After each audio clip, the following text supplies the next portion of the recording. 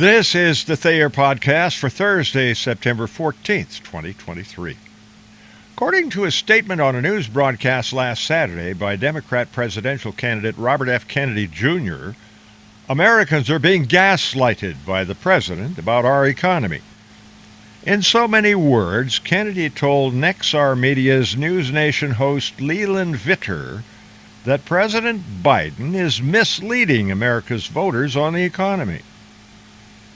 President Biden is campaigning on this idea that he's brought prosperity to this country, but a lot of voters feel that they're being gaslighted because they are not seeing the prosperity in their lives. And I think he needs to come out and hear the stories. I don't think it's a good thing for our democracy or the Democratic Party if the only people the president is talking to are his big donors.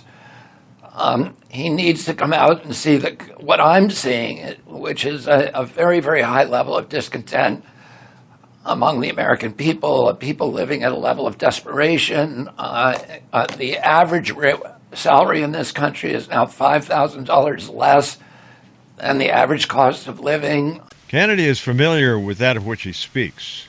He's been out among the great throngs of the American unwashed. These are the people who populate flyover country where the vast majority of folks live and make their living. Some of the folks on the east and left coast call them rednecks.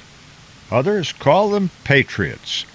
Whatever they're called, the unwashed of America know about the price of energy, not just gasoline, but also natural gas and electricity and coal and heating oil.